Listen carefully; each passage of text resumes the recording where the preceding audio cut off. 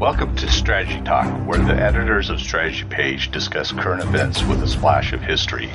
I'm Dan Masterson, host of Strategy Talk. With me today is the editor of Strategy Page, well-known military author and game designer Jim Dunnigan. Also joining us is the associate editor of Strategy Page, columnist and author Austin Bay. Welcome, Austin and Jim.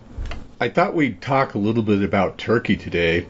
They've gone through quite an evolution of their government over the last 100 years. Some points very stable, some points, rocky. But Jim, back in the 1910s, Turkey was ruled by the Ottoman Empire, right? Basically the capital of Islam.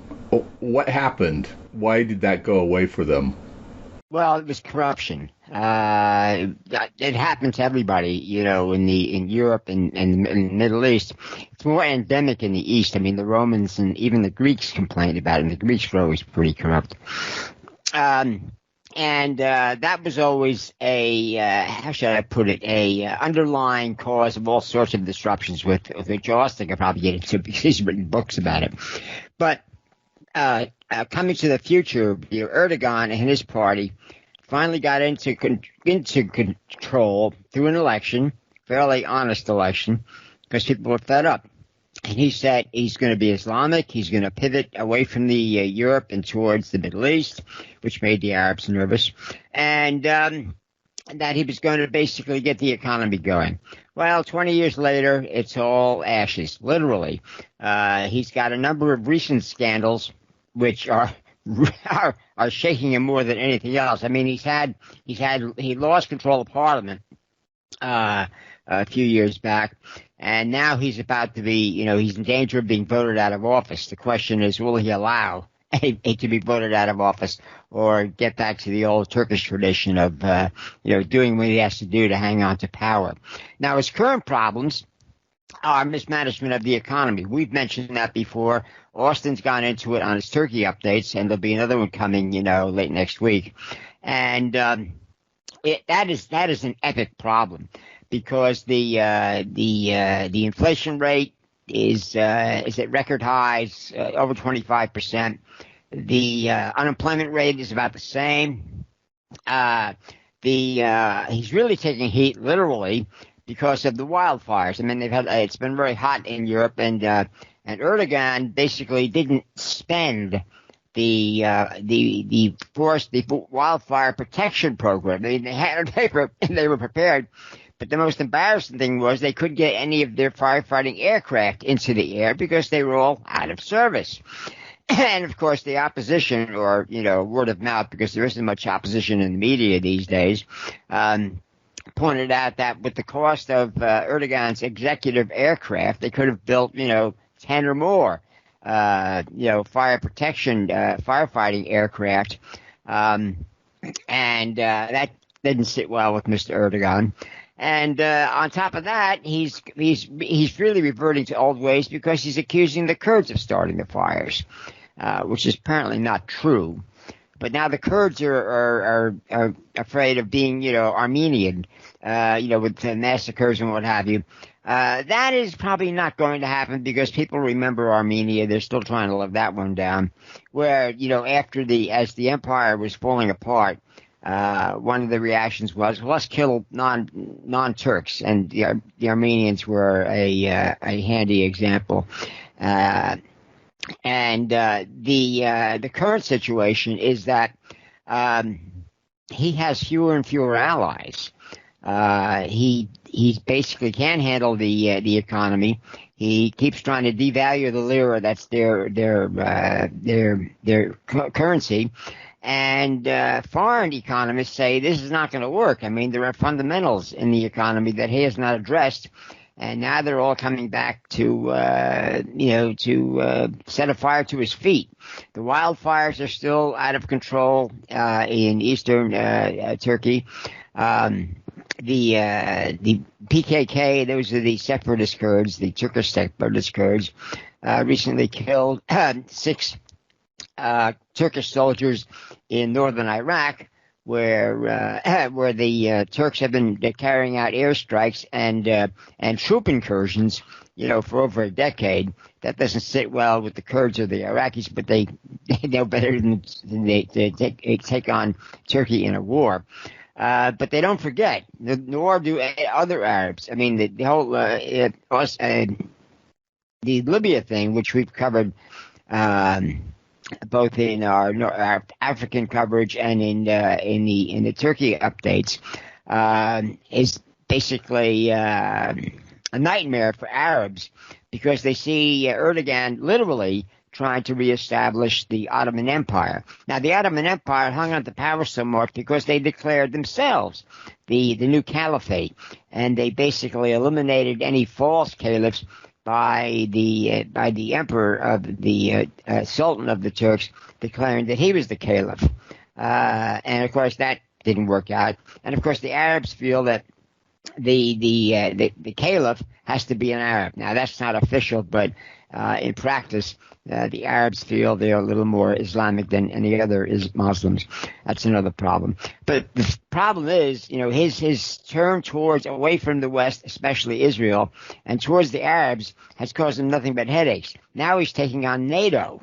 They were bounced out of the F-35 program. They were a major partner. They were going to produce a lot of components, which cost all the other partners money, but the other export customers for the F-35 were fine on seeing Turkey bounce because they had, against the advice, as it were, the NATO bought a Russian S-400 anti-aircraft system, which they eventually backed off on. I mean, they bought it, they paid for it, but they haven't turned it on yet.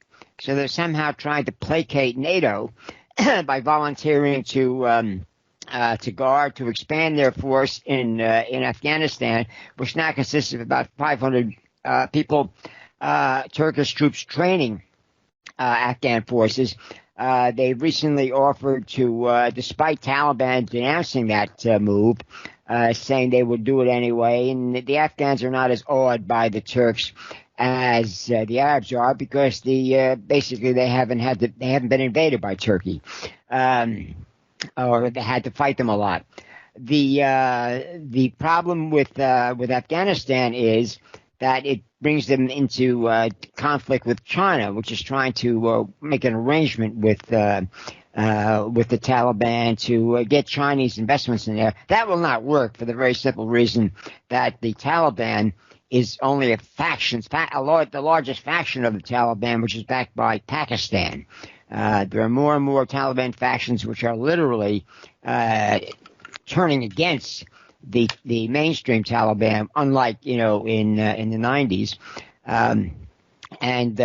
So the Turks are not winning many of their bets. For example, they tried to basically tear up the Cyprus agreements, which originally called for the unification of Cyprus. It was in '74 the Turks invaded when the Cypriots declared, again breaking the law, breaking former agreements, that it was a Greek country. The Turks took over about a third of it, I think it was, the northern third of Cyprus, and turned it into a separate state. But the rest of Cyprus basically kept playing by the rules, and they are now recognized by Europe as a legitimate government. I think they're a trading partner with Europe, and the Turks are trying to reverse that, which has brought them the condemnation of the UN and Western Europe and everybody else. So Erdogan can't seem to do anything right.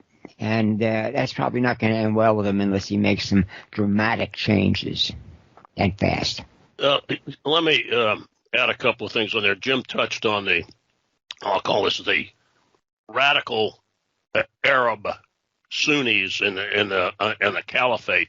There is an element of real ethnic superiority on this, or ethnic supremacy, when who the caliph should be, saying that he needs to be an Arab from the Hijaz, which Western Saudi Arabia, where Mecca is located. There's even a regionalist bias to it.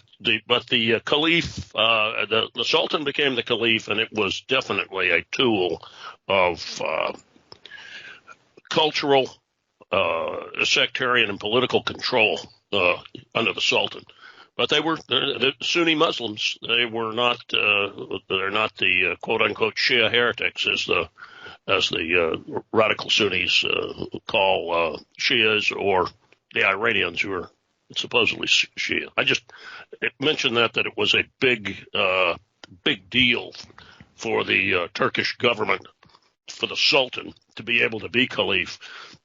And note that bin Laden, after 9/11, he had said it before, but he let out a video, I think it was in October of 2001, where he said, it was after 80 years or 8 decades of loss. He was referring to 1924, when Kemal Ataturk got rid of the caliphate completely and said it was an anachronism, and he called it exactly what it was. He says it was just a tool of oppression. And that was the way it had been used by the Sultan. But that was one of bin Laden's gripes, and that's one of the reasons that he particularly hated Mustafa Kemal Ataturk.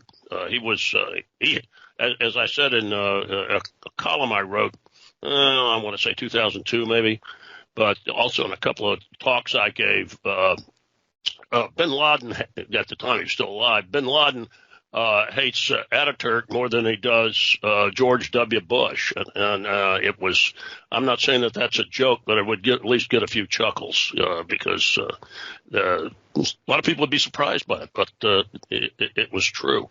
Dan, where do you want to go now? Well, because I would like to. We're really talking about Turkey in the 20th century, so right. That's a huge story, but it's very, very interesting. We've got these bookends: the Ottoman Empire at the beginning of the 20th century, and now we've got Erdogan at the end of it and going into the 21st century. Erdogan has been in power how long? Really, he got elected in 2002. I think that's right, Jim. And actually assumed power as prime minister in 2003, and then he's been steadily using the parliamentary majority he had, and also, hook and crook, mostly crook, to solidify power. He made a powerful presidency, and got himself to be president. The way that the constitutional setup, understand when Ataturk became president, and Erdogan claims I'm just mimicking Mustafa Kemal when I doing this. Ataturk had really supreme power. As a matter of fact, the British newspapers would refer to him as the dictator. And some things were written in the late 20s and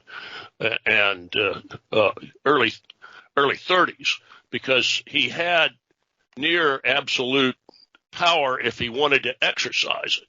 And yet what he said he was doing is he says, we're going to have a real parliament and real elections. This is going to be we're going to be a parliamentary democracy. And of course he's coming out of what in as late as really 1918, because the last sultan, and I think that he was would be Mehmet the Sixth. No. Abdul, I forgot the other guy who was only in there for a year and a half. Abdulmejid the second.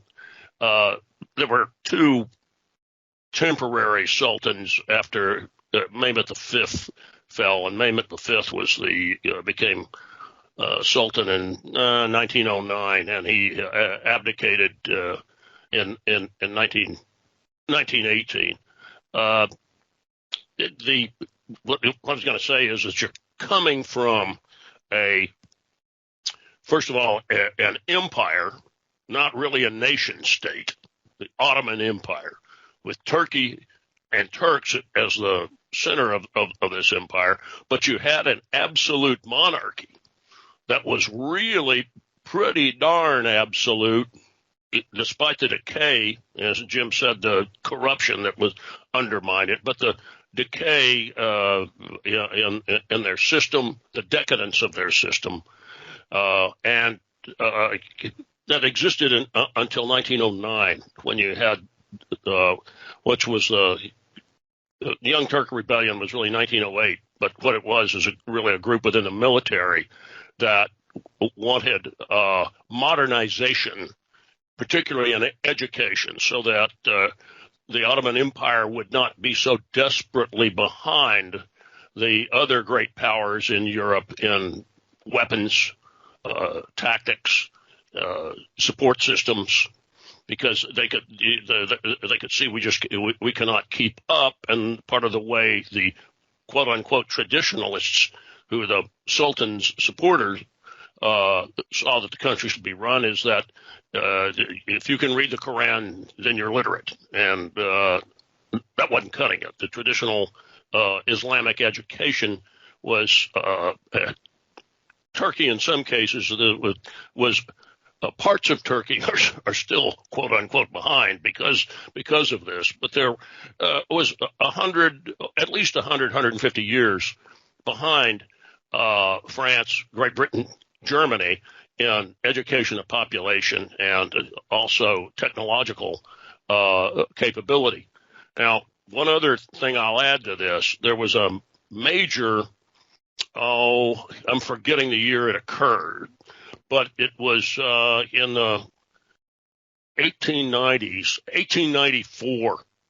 There was the Sultan Hamid at the time, Abdul Hamid. You want to talk about a genocide? He unleashed his forces on Armenians living in Turkey, and he had an Islamist angle to it.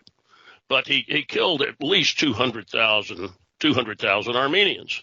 And the Armenians at the time were, they're Christians, so they're more educated, and they were a lot of the artisans and technicians throughout what, the center of the Ottoman Empire, which is what Anatolia. That's Turkey minus Turkey and Thrace, where Istanbul is.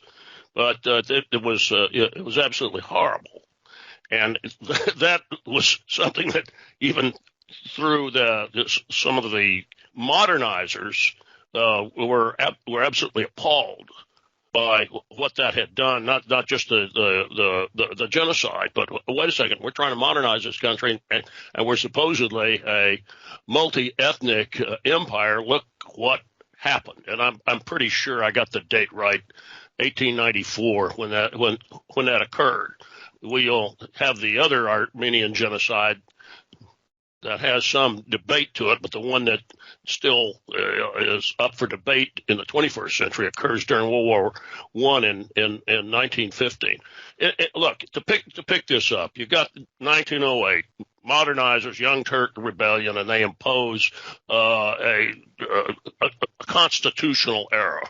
That is to try to curb the Sultan, but understand that it's still an empire. He's not truly curbed, and a couple of the senior Young Turk officers, Enver Pasha, as for one example, play it both ways. They're still for the Sultan. Just so you know, cult Kemal Ataturk he was still Mustafa Kemal. Ataturk means like father of Turks. He got that name after establishing the republic. He was more or less constantly under surveillance by the Sultan's secret police after about 1904 or 1905, because he was known to despair at the continuing oppression, I'm throwing that word out there, at the continuing decadence of the Sultan and the Turkish government.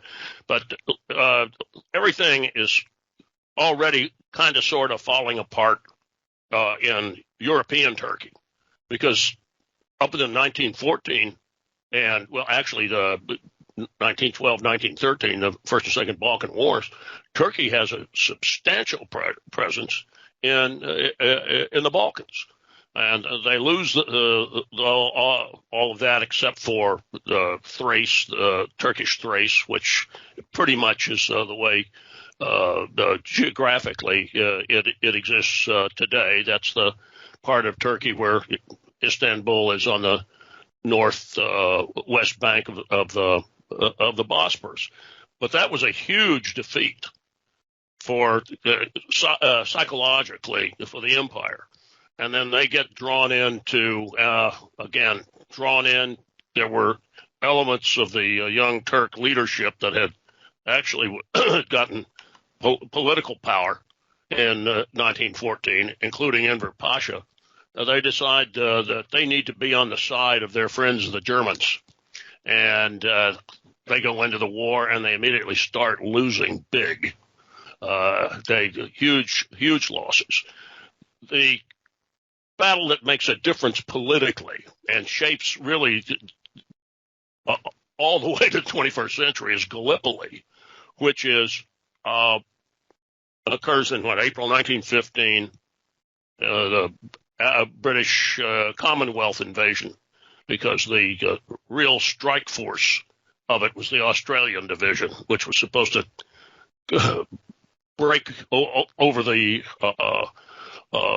mountain crests. They're not mountains, but they're very rugged hills on the Gallipoli Peninsula, and come back down on the and knock out a couple of heavy forts that had blocked the attempted penetration by the Royal Navy and that preceded the Gallipoli amphibious invasion by 5-6 weeks. And the naval attack was a disaster because of the use of minefields that they couldn't clear them.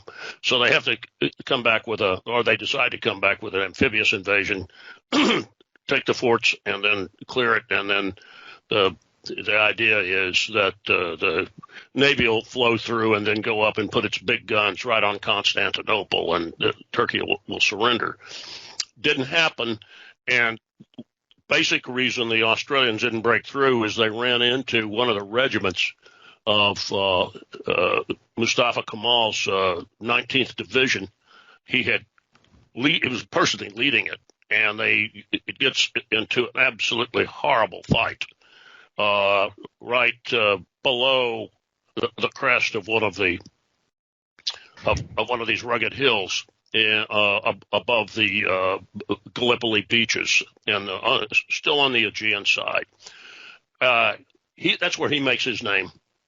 He ends up as a lieutenant colonel, basically commanding what is a corps. He was a lieutenant colonel commanding a division, but understand their war college graduates, the professional elite officers, because they would end up doing that. You could have a colonel commanding a corps, and even though he didn't have the rank of being a general, a pasha, he still have the authority. So he ends up doing that really in the sector that faces the Anzacs, and it's there are a couple of other sectors that are attempted breakouts. Doesn't happen. And Ataturk's the hero. Now, all the other intrigue goes on. And finally, in 1918, by the way, Ataturk is now in Palestine, and the British Commonwealth attack in 1918 shatters all the Turkish forces. He's the only officer to manage to put together a rear guard operation, and more or less his forces halt where Turkey's modern southern border is vis-a-vis Syria. By this time, he's a brigadier general, except he is an army, and effectively an army group commander in charge of all of the front that runs now from Azerbaijan, Armenia, all the way to the Mediterranean coast, even though the Turks didn't have a lot of forces in there. But that's when the ceasefire kicks in. So he's really the only Ottoman general that comes out of World War I with any kind of reputation, and that is the card that gives him the ability, plus having some very, very able friends. 2 or 3 of them had been senior to him, but they were friends that he had made all the way from the military high school through the military college on to the war college, of extremely able modernizers. A couple of them were quite classic sophisticates, polylingual, well experienced. One of them had been the chief of military representative in Paris for several years. So he's got savvy international political talent around him, and he sets up a resistance in eastern Turkey that ultimately not only topples and removes the Sultan, but changes the the portion of the Treaty of Versailles that basically carved up, not the carving up of the Ottoman Empire's Arab lands, but on Turkey. He insists that Turkey be made whole. It's an attack on the Treaty of Sèvres, and there's a new agreement that he manages to fashion diplomatically in 1923. I'm leaving out, of course, the war between the Greeks and the Greco-Turk War at the beginning of the 1920s, which he manages. The Greek armies landed on the Aegean coast with the goal of taking Smyrna and what had been the Ionian Greece and making part of contemporary Greece. They lost. So that brings us up. What does he establish? He immediately takes his uniform off and says, "We're going to be a democracy. We're going to have parliamentary elections." And he goes around telling teachers, many of them women, you're our new troops because we need education terribly. Also within that time frame, understand how radical he was. He emancipates Turkish women, Muslim women. They have the vote. And he'd been saying one of the things that got him in trouble with the Sultan was he says, we cannot treat our mothers and sisters like chattel. And that's what he thought. And there's absolute definite proof that he was saying that when he was in college and in uniform. But he really had a Western European model in mind and goals. He drank way too much. I think it was his alcoholism that killed him. He died in 1938, and one of his chief subordinate, Ismet becomes president, and it is a Kemalist government without Kemal up until 1950, when another coalition, an opposition coalition, succeeds in winning the presidency. And in that group are a couple of names that will keep cropping up. It's a man by the name of Bayir and then Adnan Menderes. Their government, as Inonu releases power, agrees to participate in the Korean War, which is a huge move. And it ultimately leads to 1952 to Turkey joining NATO. They were extremely concerned about the Russians. So it was also seen as fulfilling part of Ataturk's vision of looking to the West and becoming part of the West. But then there's really a reaction against Menderes, and there's a coup that occurs in 1960, and ultimately here's a great wrong. Menderes is blamed. There's corruption in the government. There's no doubt about that. But Menderes gets blamed for a lot of things he didn't cause, and he's executed. That's still a huge issue in contemporary Turkey, and it's one that Erdogan, especially when in the 1990s, when he was making a name for himself, would refer to. 1980, another major coup d'etat that is in power. The military is in power for a couple of years, and then it withdraws, establishes a constitution. But it was really more ignored than enforced. And so you get to 2002 when Erdogan's AKP party, Justice and Development Party, which is a so-called moderate Muslim, and for the most part they have, even though they've got some pretty radicals, have been that. I know I get tons of disagreement from people saying it, but you have to look at it in comparison and realize that a lot of these people that are committed to a democratic state. He gets elected.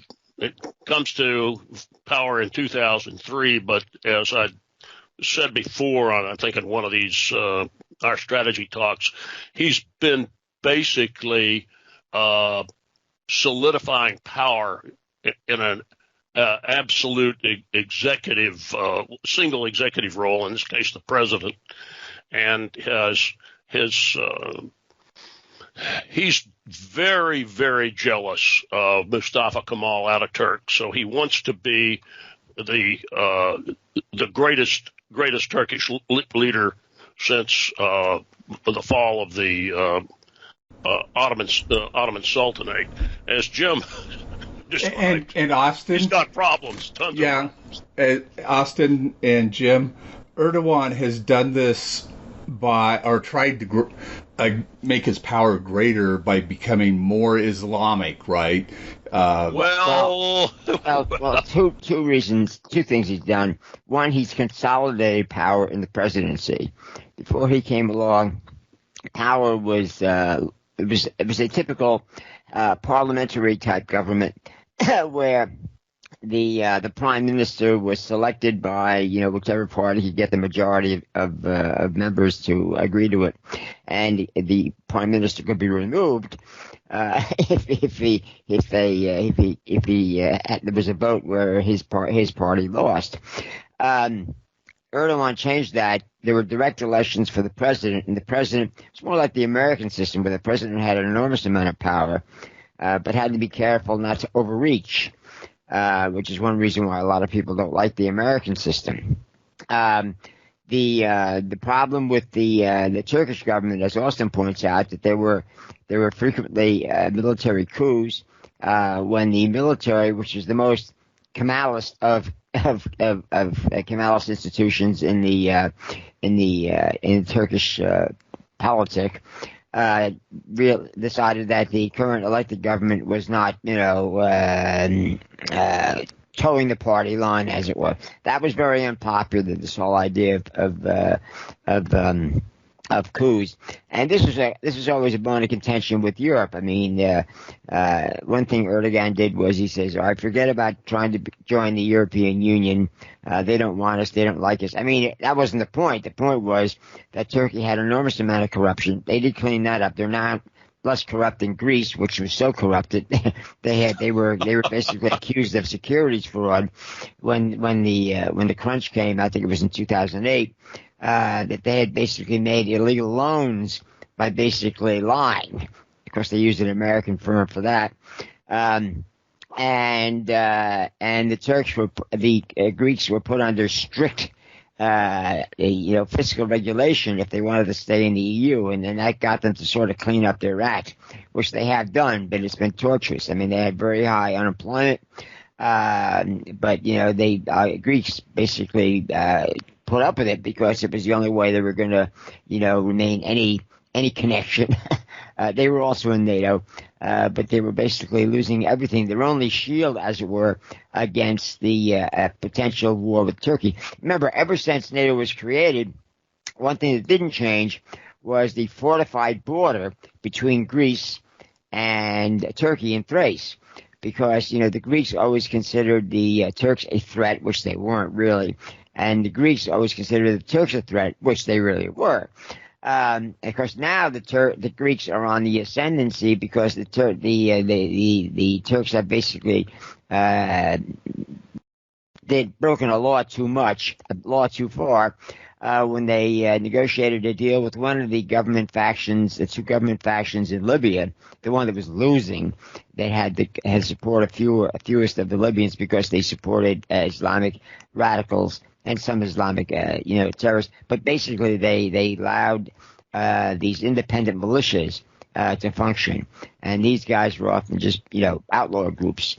And the Turks naturally came in and supported the Government of National Accord, and the UN and Europe declared that treaty, as it were, which gave them rights to a lot of offshore waters that really belonged to the Greeks, because the Turks wanted to drill for oil and natural gas, which is probably in there, but it's going to be hard to do if you have to do it under wartime conditions.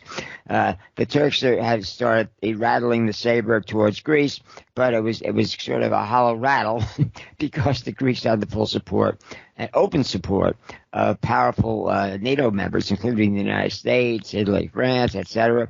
And so the Turks have gotten themselves into a quagmire in Libya because they made it worse.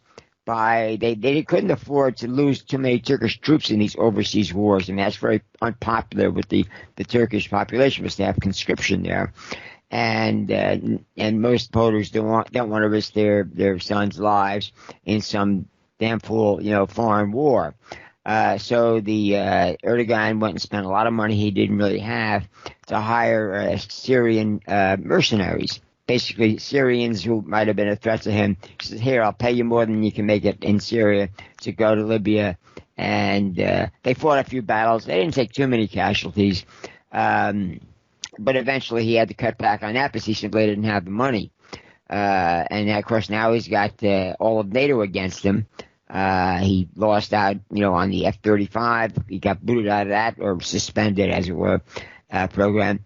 And, of course, now he's basically alienating his new ally, Russia, which was really an unnatural, alliance, because they've been enemies for centuries. They aren't allies. Yeah. I'm sorry. Because now he's trading with the Ukraine. I mean, military exchanges.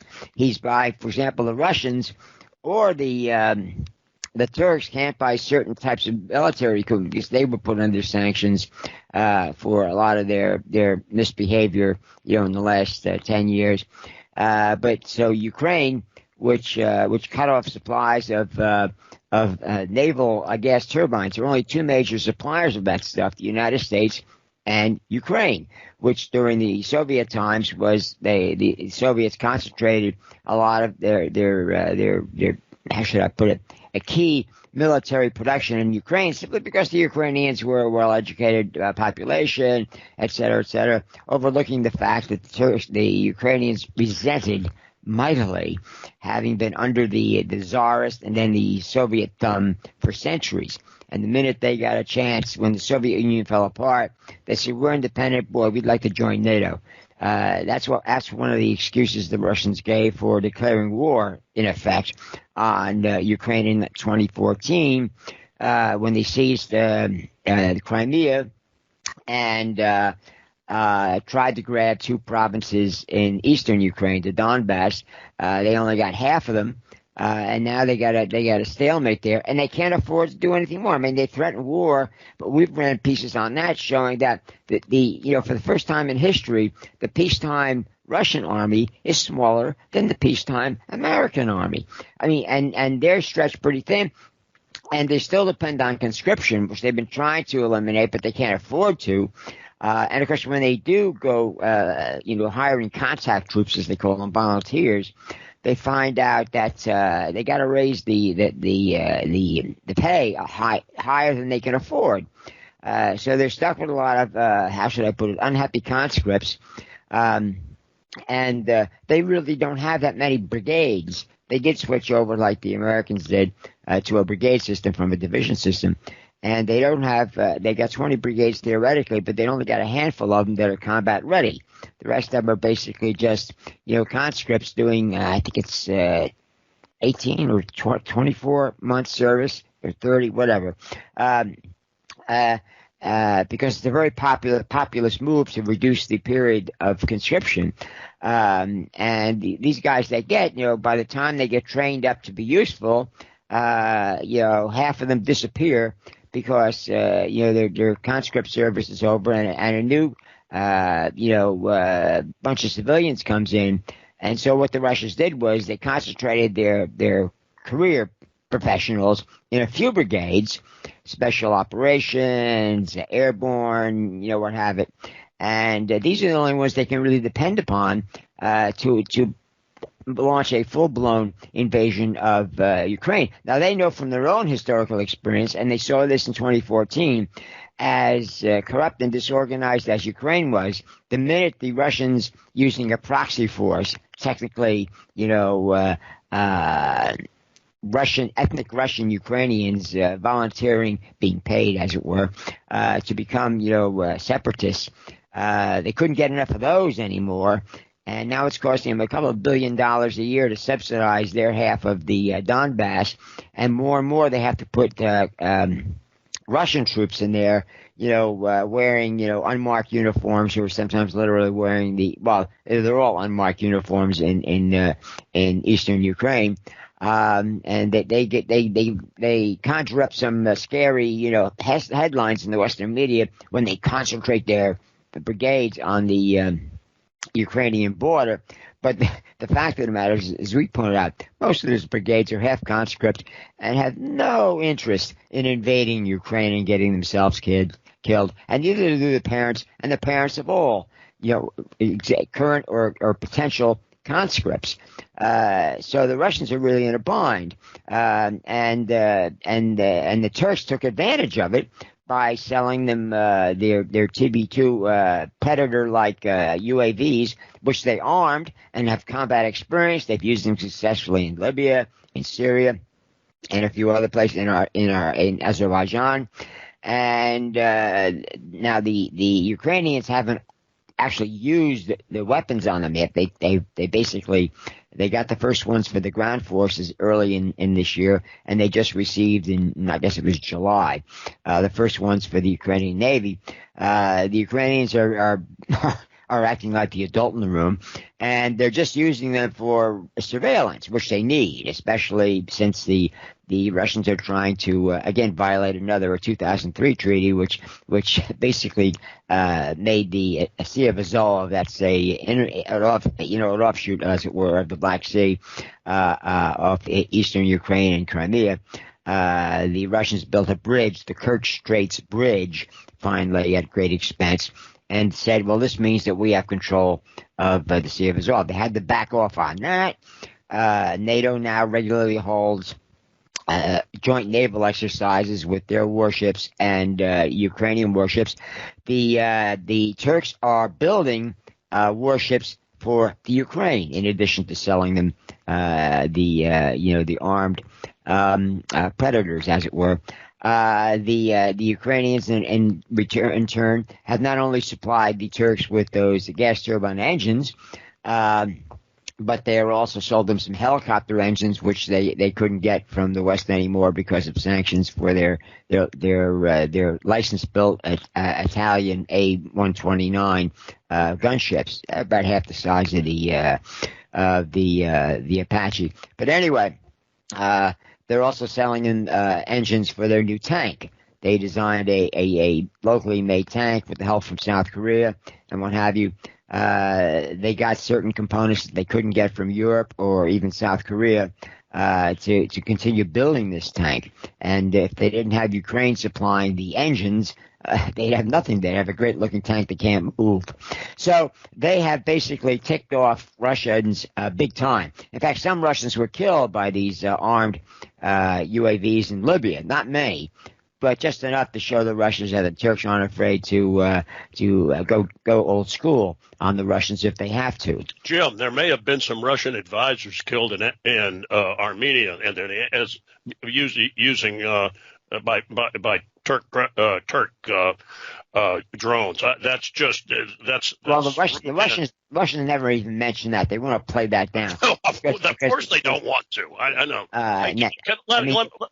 I'm sorry. I had someone to make a point on this. It's the Turks aren't Russian. I started laughing when Jim brought up the alliance. The Turks are not Russian allies, and the Russians, I suspect, still hate the Turks.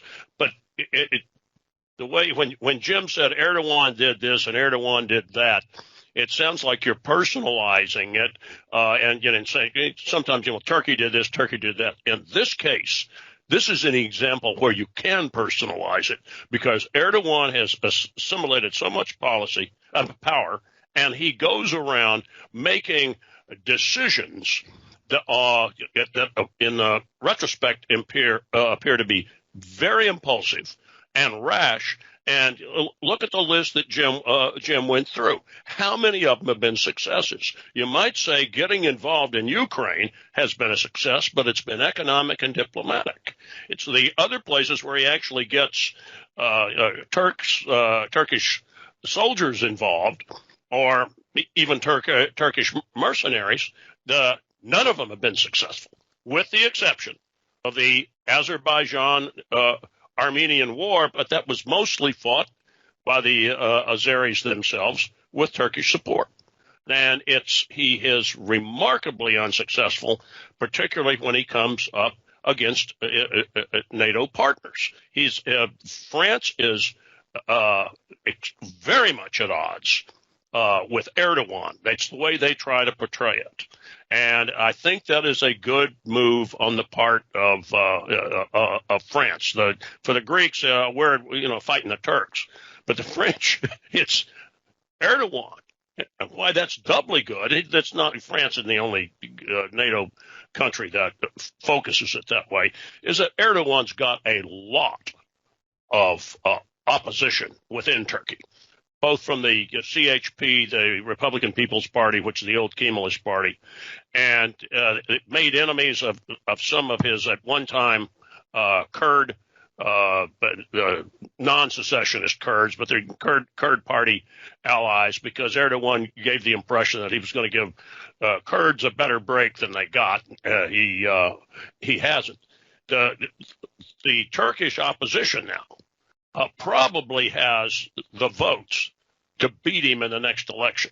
The question is do they have the ability to stop Erdogan from cheating now, given his control over internal security forces and influence in the courts, and also the way that he jails critical journalists left and right. The last time I saw this figure is that Turkey, we don't know what China's got. We really don't know what the Russians have got. But Turkey has more journalists in jail now than any other nation, at least one where we have the clarity of knowing how many are in jail. That's to the Turks' credit and discredit simultaneously. My guess is Russia and China have far more, but the Erdogan, you can't criticize him. He has very thin skin. As a matter of fact, he tried to get Germany to arrest a German comedian who mocked him. And I forget when it was, 2012, 2013. He wanted the man arrested because it was an outrageous slander on him and his character. No, it wasn't. It was just satire. But that's who you're dealing with. Well, it's ironic that failed foreign wars are what eliminated the Ottoman Empire and the Sultanate, and the same things happened to what a lot of Turks say quietly is Sultan Recep. That's his first name. Recep, that's the way to do it. Recep Tayyip Erdogan, the Sultan Yeah. Recep. That's what they call it. Yeah. And I think Erdogan's aware of this too. And there's once you set these wheels in motion, it's hard to stop them and go in reverse. Well, that's a great They're place going for in us. reverse. Yeah, we're out of time, and that's a great place to end. And I know we'll be revisiting Turkey later, so we'll see you. Bye. Bye, Take guys. care.